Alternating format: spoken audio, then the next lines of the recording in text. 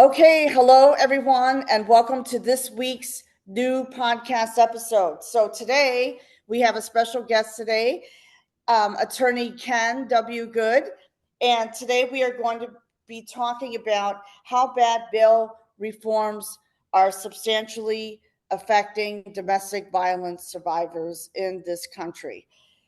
So, welcome to the live broadcast, and a little bit about Ken before we get started.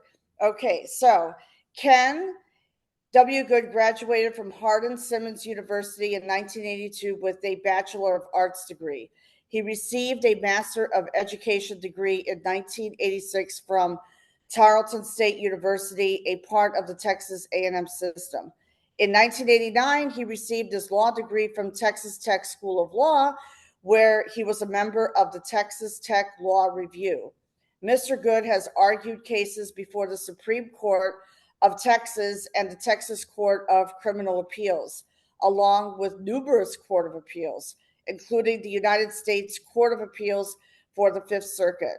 Mr. Good is married and has two daughters, and I am so excited to have you here because we need to bring justice and we need to break the silence and bring awareness of this hot topic issue that is affecting many domestic violence survivors. So, first of all, Ken, what inspired you to begin this movement?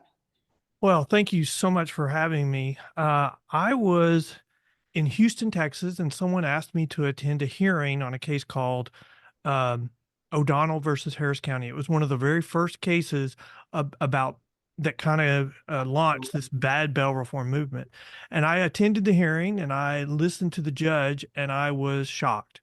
I thought she was off base. I thought she was going off track. And I thought that this case was going to go south, or it was going to go the wrong way that it should go under the law. And so I came out and I started calling my friends and calling, the industry that I work in, which is criminal justice. And I said, set off the alarm. So we're fixing to have problems here. And I will say that's exactly what happened. But I think time has proven me correct, because that judge has now been reversed 6, 7, 8 times by the Fifth Circuit. And the Fifth Circuit, in their last ruling, said that this original case that I went to sit in on should have never been filed in federal court. So a complete turnaround, and actually kind of a reproach to the federal judge. And these bad bail reforms, so I set out to become very knowledgeable and an expert from a legal standpoint, if that's possible, on these bad bail reform issues. And, we started accumulating data showing that they're not working. And then we kind of figured out, my gosh, they're not working. They're bad for the criminal justice system, but they're even worse for domestic violence survivors. They're driving these people underground because they no longer can have faith in the criminal justice system. They just have to run. And why is that? Because it seems like that these domestic violence victims are ignored, that law enforcement, there's not enough law enforcement as far as, protecting the woman. In my case, I'm a domestic violence survivor. So, but why are they so lax? What is the problem? Have you ever uncovered that? Yes, and I would go back to a history of why how we got here, and I would say it all started in California. And the push for releasing criminals was not because we need to be more forgiving on crime. It was arguing that they were not providing sufficient medical care or appropriate medical care to the people in prison, because their jail population was 200% of capacity. And so they were ultimately ordered by the federal courts, a panel of 3 judges, to reduce their jail capacity down to 125%, which would just require release of criminals. That case went all the way to the United States Supreme Court. And in a 5-4 majority, which that's the current majority, was the minority then, but they're the majority now. But the majority upheld the order, and the minority was saying we cannot order the release of, we can't tell a state to release criminals back into society. And so I think everything that's been happening in California from then going forward has not had anything to do about reducing crime. It's reducing the number of people in prison so they can get relief to their jail capacity. The problem is now it's filling back up with really, really dangerous people, and they have no room to do anything else for, misdemeanors or low-level felonies. They just don't have room. And we're seeing that effects go across the country. And then now we have, on top of that, the defund the police movement, where now nobody wants to work for police, county sheriffs. Nobody wants to work in the jail. And so they're having to reduce their capacity because they don't have the staff even to maintain them. So there's these pushes all over the place to reduce the number of people in jail, but it's not they're saying, well, we're going to reduce more people and it's going to make us more safe. That's the lie. If it's Oh, the common sense is if you release more criminals, you're going to have more crime, and that's what we've seen. But the they don't have the political will to build more capacity. And so until they get that, this is where we are. And there's going to be pushes and continual pushes to reduce the prison capacity, which will then cause crime to increase even more. And so if you look at it from that lens, you can see why they decriminalized theft under $950 in California, because they wanted to reduce jail capacity. And it started out by changing felonies to misdemeanors, and then they just quit mm, prosecute them. And so if you look at it through that lens, you know why they did it, but the impact you see is natural. It's crime has gone through the roof. And now I think the politicians are stuck. They know what they're doing is bad, but they cannot change it because otherwise they'll be attacked and replaced by some other mm. politician who will get in line with what the elites want right at the moment. Wow. Oh my goodness. And how about the legislatures? Because is this issue being ignored by our legislatures? And I'm not just talking about Texas, I'm just talking about the whole country Well, in it depends general. on where you live. New York passed bail reform, and depends on where you live what they call it. But in New York, they called it released on zero bond or no bail, so you got released without a bond. Same, and California calls it release on zero bond. Texas calls it release on personal bond. They're all simple release mechanisms where it doesn't cost you anything to get out of jail. You're just getting out of jail based upon your promise. New York did reforms, and then they've now rolled them back 4 times. They still have more rollbacks to come, I believe. They say they're done, but they're still having crime go up. As long as crime's going up, you need to roll back these reforms. And the reforms, I think, all have a common element. We're taking away the discretion of judges. I say we're tying the hands of judges, and we're doing it in the name of we're protecting the poor. But when we do that, we're also tying the judges' hands so they can't address career criminals, they can't address gangs, and they can't address organized crime, and they can't address the people committing these heinous offenses against domestic violence survivors. Wow. Yeah, they're heinous. I mean, they're just hideous. I mean, I've had women come to me and telling me that okay, for instance, the criminal or the ex or the soon to be ex, the abuser, has been released on bail. And literally, the woman has been severely beaten. So that's why I asked that question about lack of enforcement.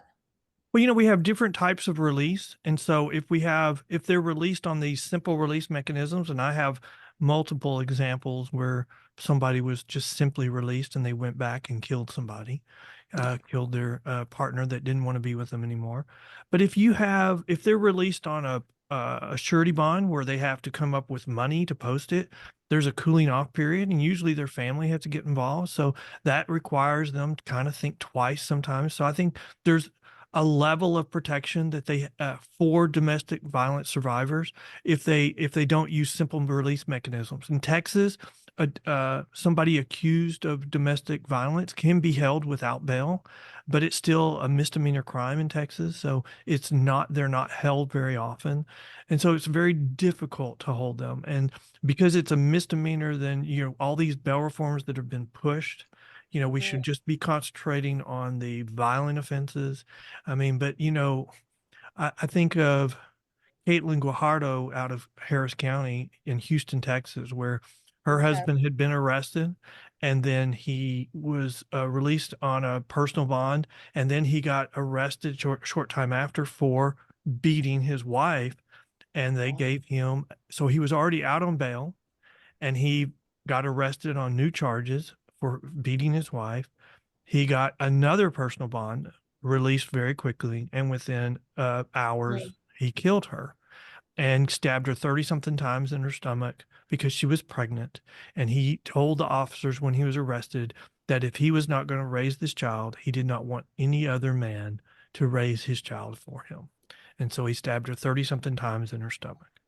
He is still awaiting trial in Harris County years later, but we did file a bill in Mm. the Texas legislature called Caitlin's Law, and it was ultimately uh, uh, taken into its elements, taken into another bill. So the ultimate bill that passed is not called Caitlin's Law, but the things that she and her family wanted were incorporated into an ultimate bill. And so we do have some legislatures like Texas that are strengthening bail, and so they're not doing these bad bail reforms, they're doing the opposite.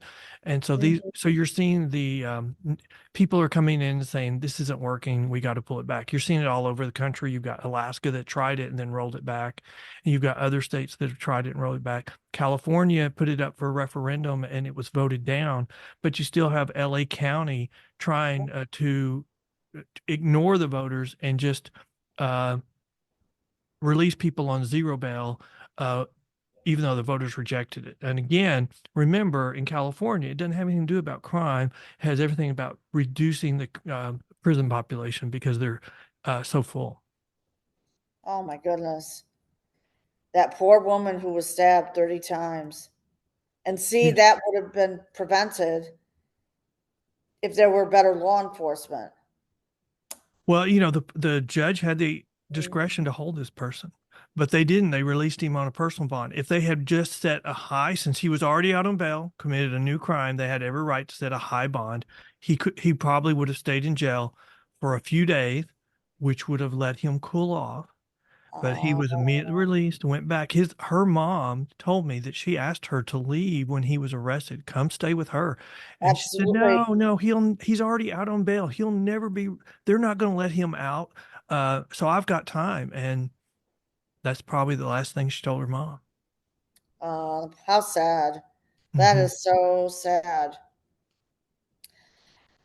Very sad. I mean, imagine that. Those were her last words.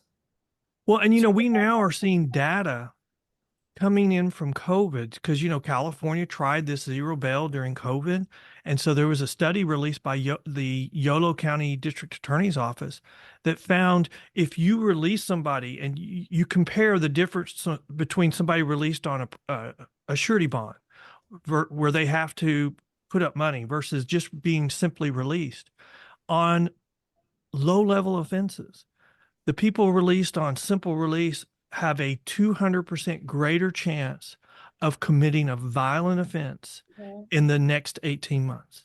Now, that just seems to be common sense with us, you know, on domestic violence situations, because if someone gets arrested, they're angry at their significant other accusing them of that and they immediately get released, they're going to go act on their anger.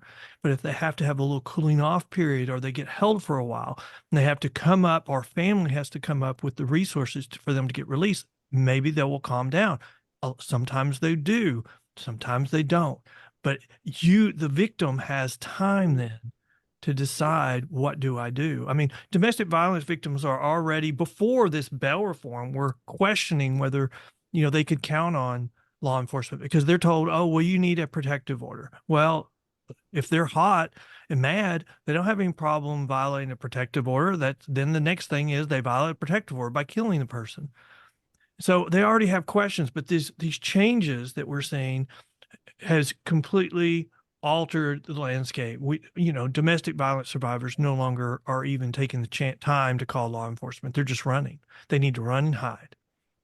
So they have to like escape. And I know for myself, I had a plan in place, but there were times when I had to leave, like literally be out the door, Yeah. be out the door. And, a lot of some, like a lot of these domestic violence victims, they're single mom. I mean, they're mothers, you know what I mean? They Yes. have a child, and that makes it more difficult for them. So how do they, go about doing that, with a child? In my case, I had no children, so mine was even though the process was hard, I can imagine what they go through, you Yeah, know. I agree with you. I mean, it makes it Mm. very difficult, but also I think it gives some people an added motive. They need to protect their children. I kind of wonder, were there any red flags in your relationship that said, "Hey, this person's going to go unhinged"? I mean, what advice would you give to someone at looking back on your situation? Mhm. I mean, were there anything that you look back on and said, "Hey, I ignored this red flag"? Oh yes, absolutely, absolutely. When I mean, I was older when I got married, but one of the things that I was in a church in a Sunday school, and one of the things that we all kind of taught in our Sunday school class was that we should know somebody for 4 months, for 4 seasons before we get married, and the whole argument was they can hide or we can hide who we really are for a couple of weeks, a couple of months, but we can't do it for 4 seasons. I don't know. Yeah, he was hiding it at first, and I did not spend 4 seasons with him.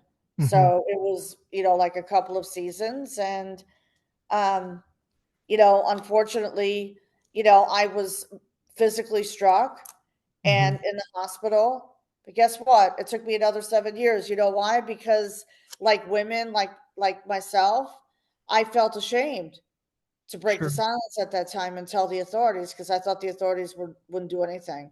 Well, and I'm not critical at all of, I mean, Yeah. it's like, how do we stop something that, I mean, there are situations where the person just becomes an animal after marriage. They change, and there's just different situations across the board, and so we have to. I want to support domestic violence survivors, and we all need to support them. But I don't think we realize that these pushes for criminal justice reform, and these are pushes. They're not tried or tested theories that anyone has ever said, "Oh, these work."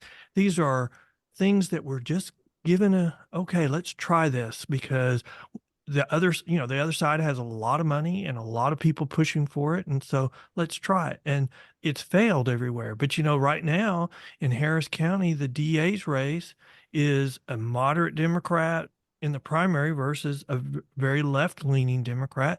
And the left-leaning Democrat says the private surety bail system is the problem, then they've got to get rid of them. He's ignoring all the data that says as they've reduced the use of private surety bonds for misdemeanors, crime has taken off. Failure to appear rates have taken off. And as a result, nobody comes to court. There's some data that there's an 80% failure to appear rate over 2 years for the misdemeanor courts. And he's ignoring that. What impact does that have? It creates huge backlogs with the courts, and that Mhm. creates pressure for the courts to just dismiss cases. I looked at a month's worth of cases that were resolved in Harris County for all the misdemeanor courts, and over 90% were dismissed. So that's how they're preventing or keeping their criminal justice system from collapsing. And these cases are usually start out as misdemeanors until there's a death. When there's a death, then there's a separate case that's filed that's a felony. So all the red flags are appearing in misdemeanor court, and we're doing everything we can to make misdemeanor courts completely chaos, and no one shows up. And if they do, nobody's doing anything to them. We're removing accountability, and that's sending a green light for criminals to commit more crime. And that's before we even get to the domestic violence section of this criminal justice Mhm. fiasco. Yeah. Yeah. Unfortunately, if someone, if a domestic violence survivor unfortunately dies, then that's when they really enforce it. But the time to nip it in the bud is now.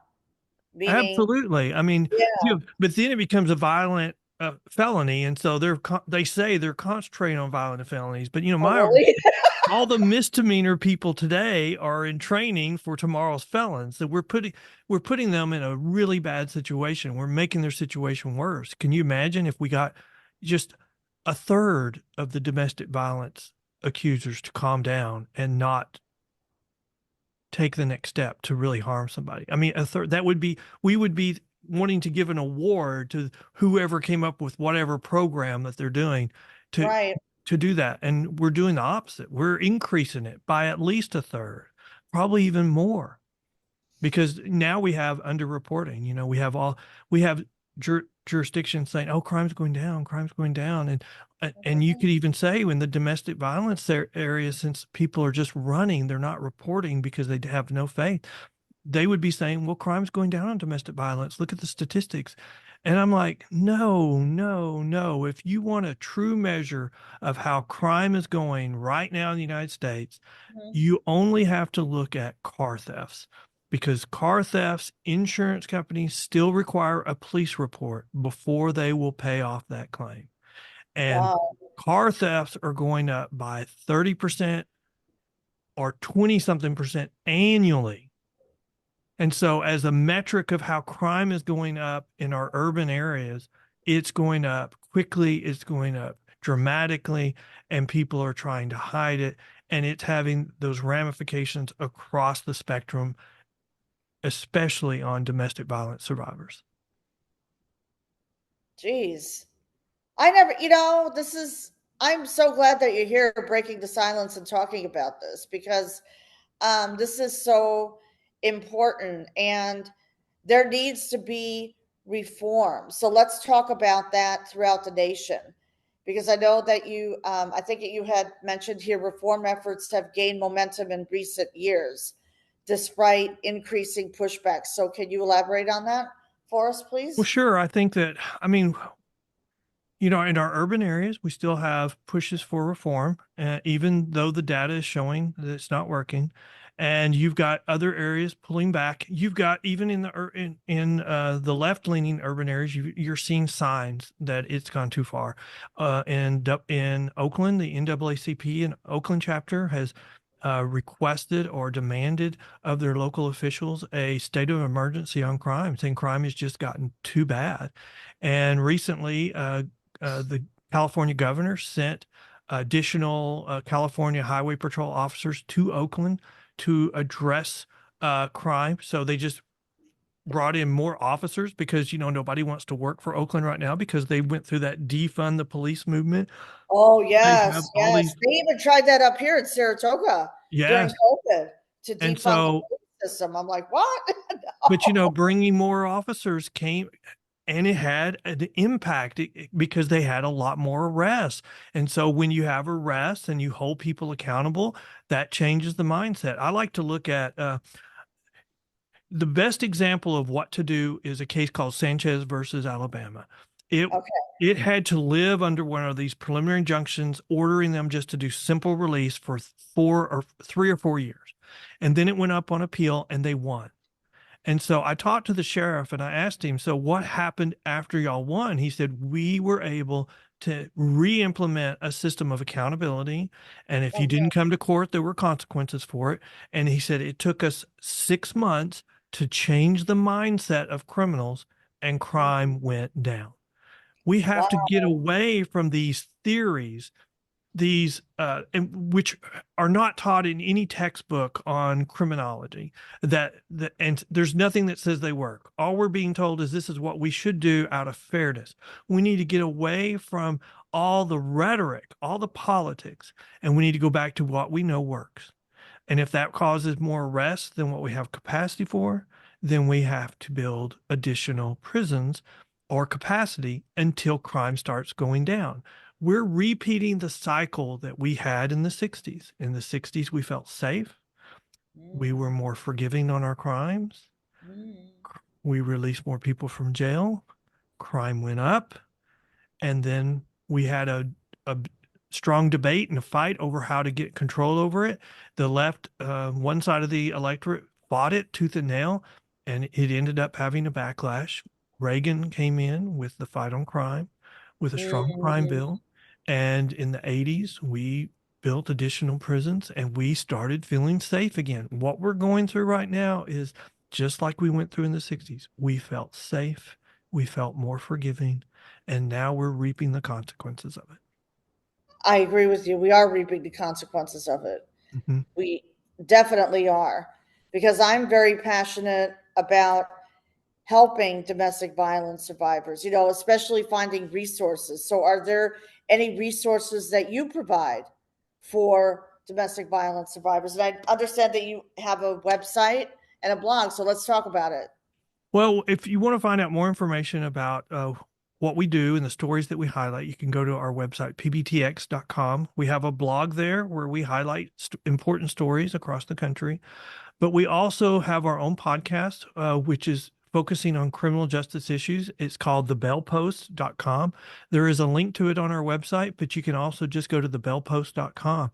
Uh, it is intended to be a resource for law enforcement, a resource for judges, and for um, legislators, state legislatures about these criminal justice issues. So when someone says, hey, we should be adopting the New Jersey plan, we have an episode about what the New Jersey plan is.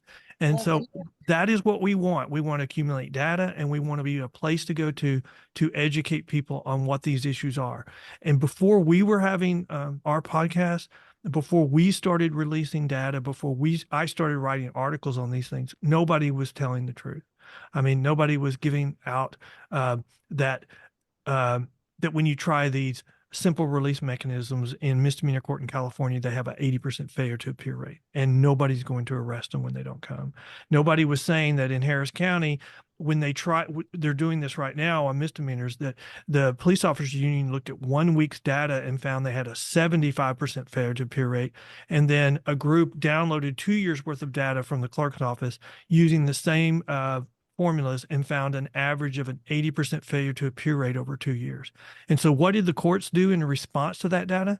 They quit requiring anybody to come to court. They didn't try to fix it, they just made it even worse because criminal cases have to be put on hold when you don't come to court. And Mm, so, what we're trying to do is give a voice there you go. to I was just about domestic to say violence that. survivors and with data and with information. And I'm hoping that we can pull all these groups together and we can go to these legislatures and say, enough is enough. We need to stop these bad bail reforms and we need to put victims first, not criminals first, which is what we're doing right now. We're putting criminals over victims. Oh, that's a sore spot for me. Criminals over It victims. should be a sore That's spot a for huge. everybody. It should be a sore spot for everyone. Is right. So I'm grateful that you started your podcast, um, thebailpost.com. I love the name. So that is essentially a resource for law enforcement and actually domestic violence Yes. victims for them to tap into, because every state has different laws. Yes. And we And do yeah, highlight the different laws in different states good. about what they've done on bail reform. We also highlight, how people get released in different states. And so we are doing our part to try to educate the public as well. That's great. Now, in the state of Texas, how is that going? I mean, in the state of Texas, is do victims have a voice or not?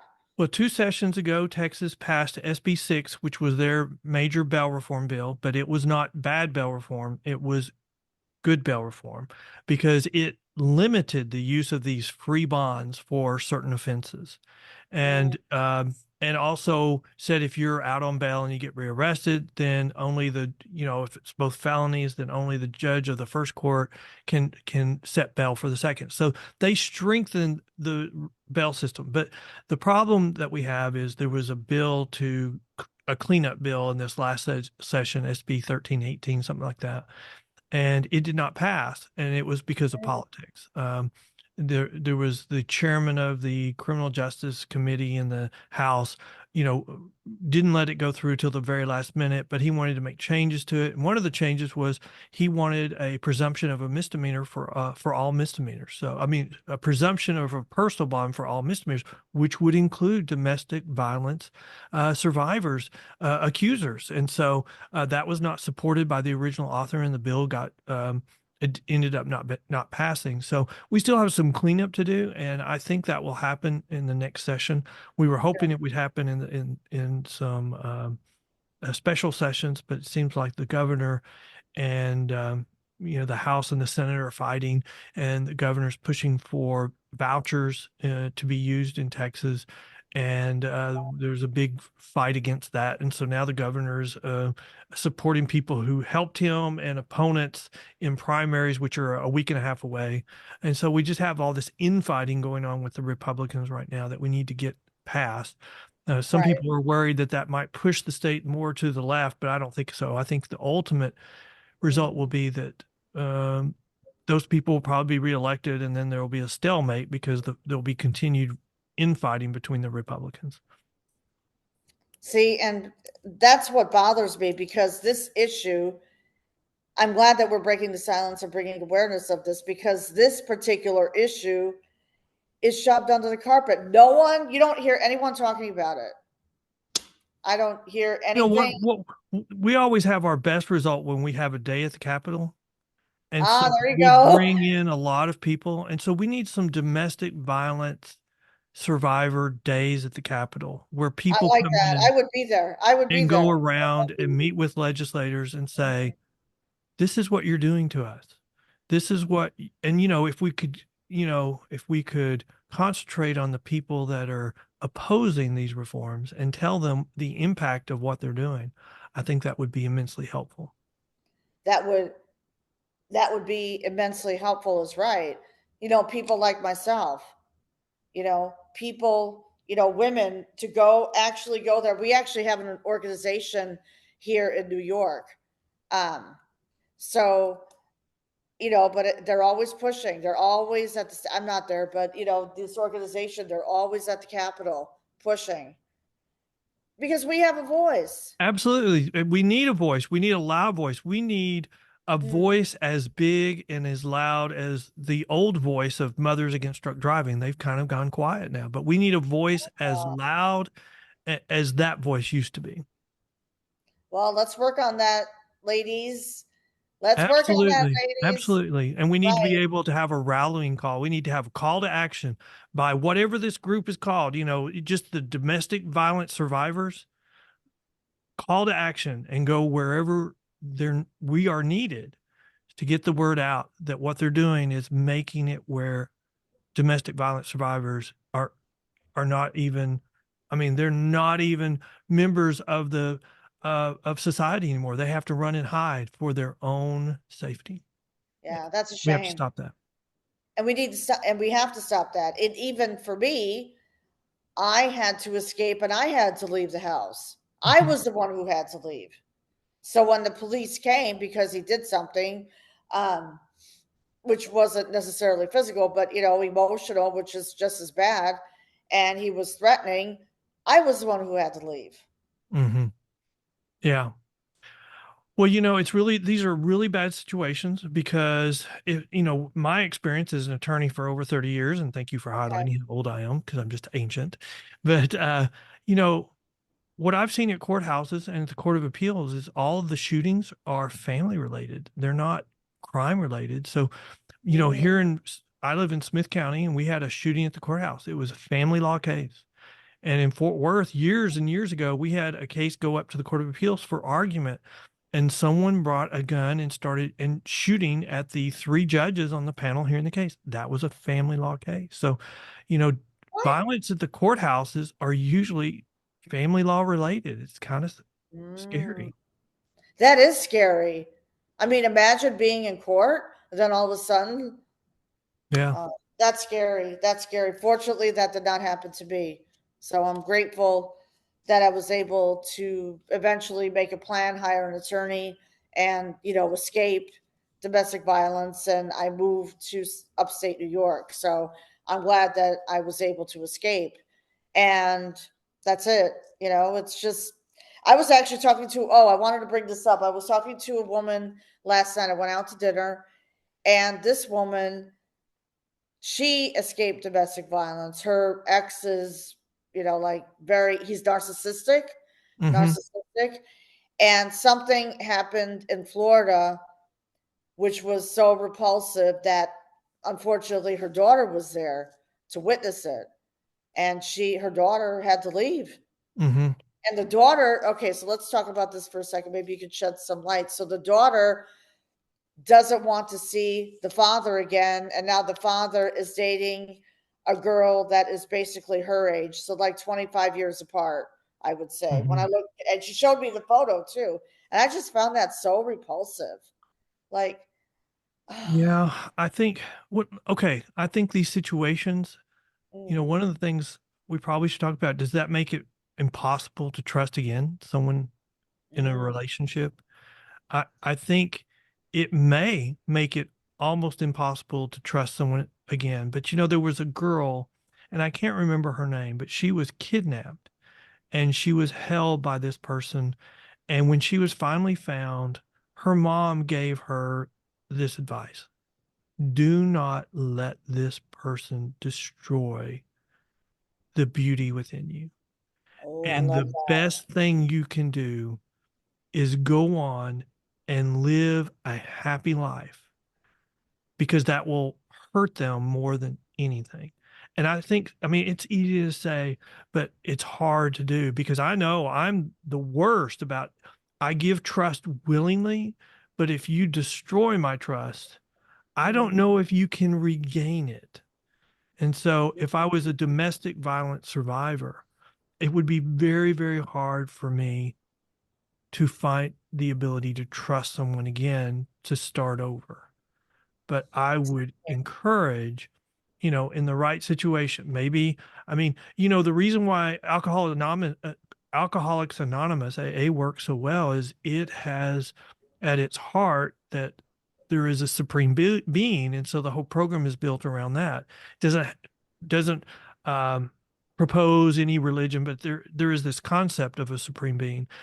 And so I kind of wonder if we wanted to rebuild trust, if we started with rebuilding our relationship with our faith, okay. and then from there built out. I don't know. I don't know the answer to that, but I want Mm, to rebuild our survivors so that they can be happy and productive, and they can do all the damage to their attackers by being a happy and successful person. exactly. Exactly. Unfortunate, and I agree with you. Totally agree with you. Rebuild faith. That's what I did. I had to rebuild my faith and trust in God again. So that is something that I teach, my clients, is to Mhm. rebuild that trust and faith, because a lot of women lose trust and they lose faith and belief, and they feel lost and overwhelmed, and especially with all these, things happening in court. I mean, can you imagine? I mean, I Oh was, yeah. yeah, yeah. Well, let me And make that two makes points. it worse. And that just makes it worse because our legislatures are ignoring Mhm. it.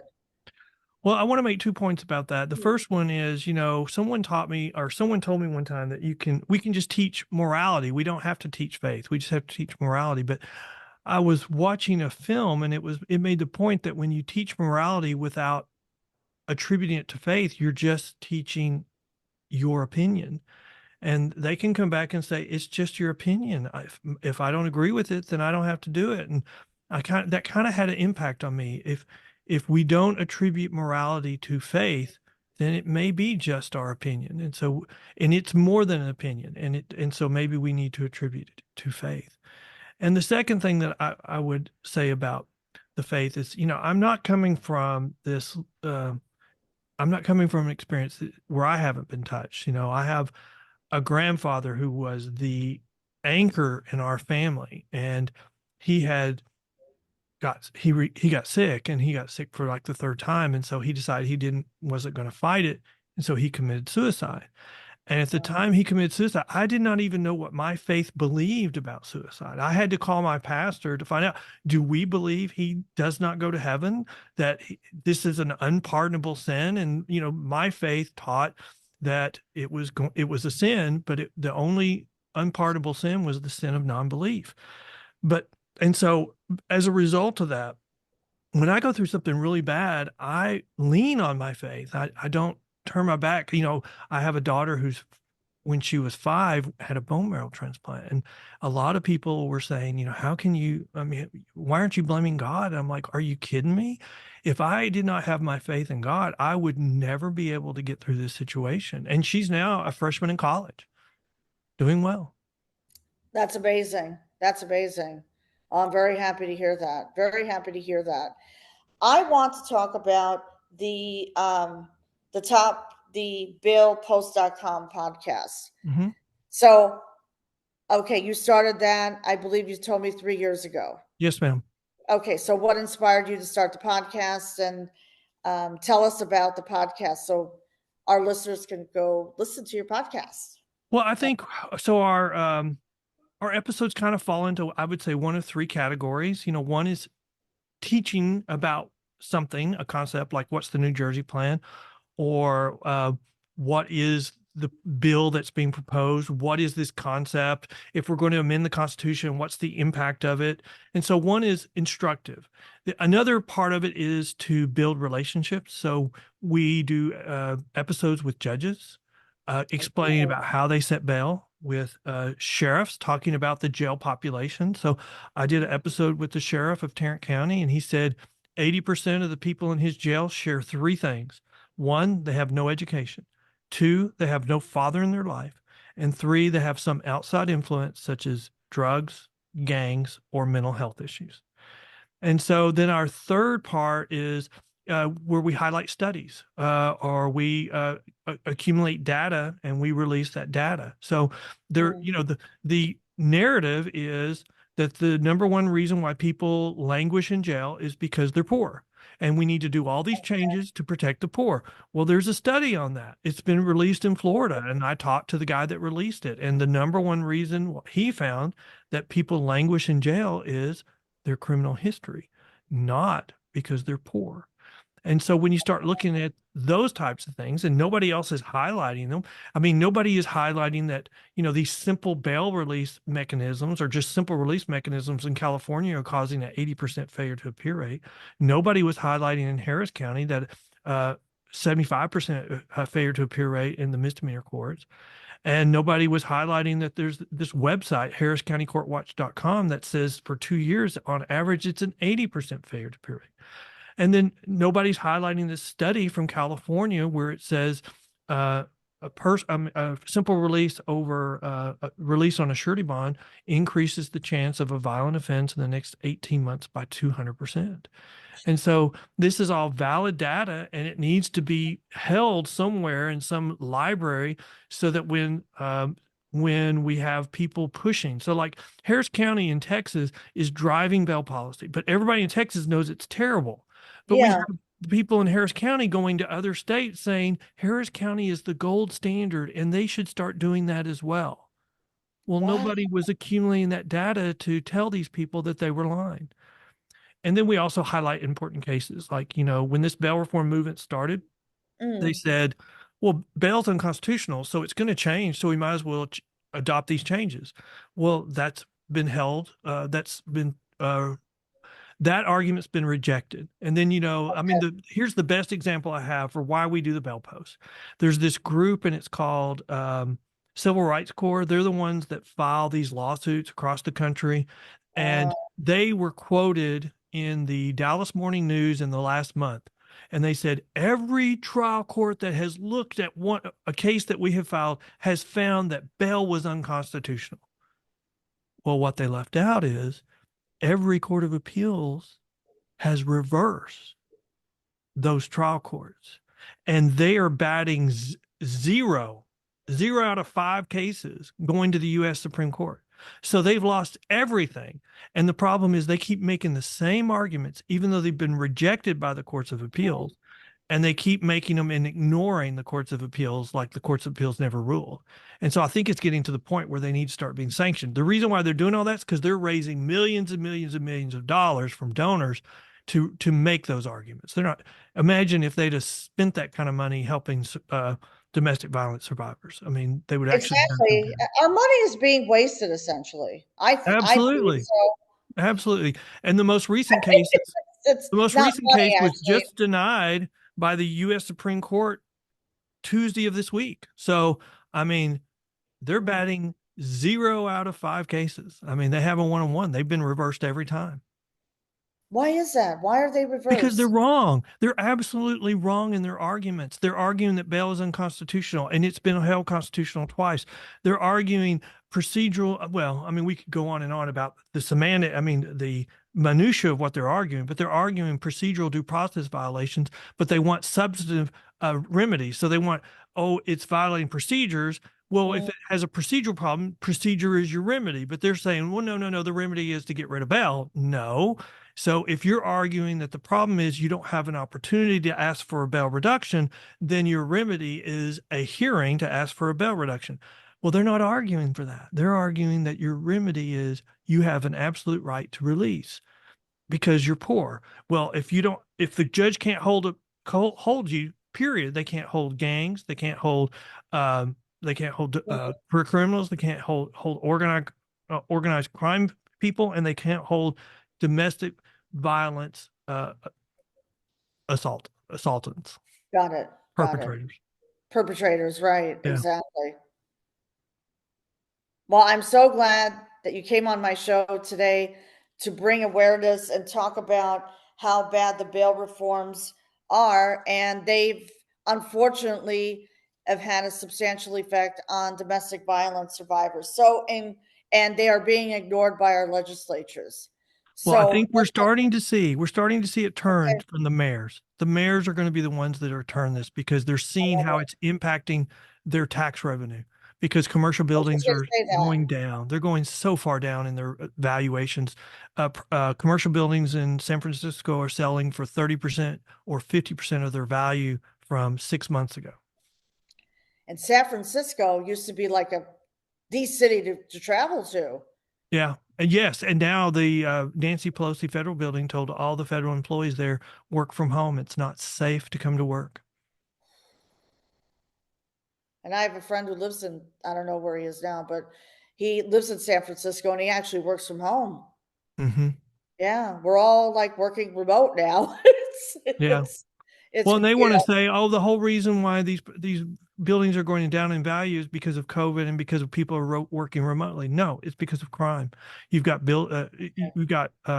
businesses closing because they can't survive $25,000 a day in shoplifting in California, and you've got businesses that are now closing because they can't provide a safe work environment for their employees, and they can blame it on um, remote work all they want. It's public safety.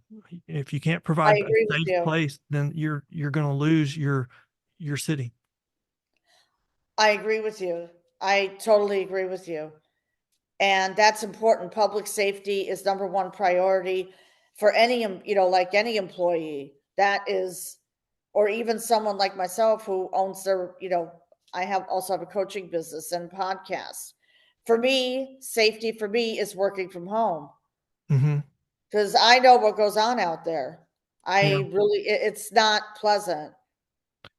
My It's wife not makes very fun of me pleasant. because every day I go home and on the way home I stop at the store and I may buy one or two things. It's just part of my routine. I go to the grocery store, but that's part of my routine. It's part of where I feel safe. I meet all the people in my town. We live in a small town outside of Tyler. So Oh, it's just nice. where it's our community. We have gotten away from our sense of community Mm, there you and go. we need You to get touched back on to that. something. We need to bring back the community again. I totally agree with you. So we're coming up at the top of the hour right now. This is a great discussion, eye-opening discussion. So, in closing, what inspiration and hope would you like to share for domestic violence survivors in these crazy times that we live in now? Well, I would start by saying I'm praying for you. And I want only the best for you and your kids, your daughters, and your sons. And if there's anything that I can do to help, I want to do it. I think that we do have hope because what's going on currently is not sustainable. It Mm. cannot continue because if crime continues to go up, then we're going to have vigilantes looking for justice. And so I like to say that our current trajectory is not sustainable. And you see the mayors coming out demanding change in our urban cities because they see their tax base going down, and we know what that's going to cause. There's going to be defaults by the buildings, then the defaults by the cities.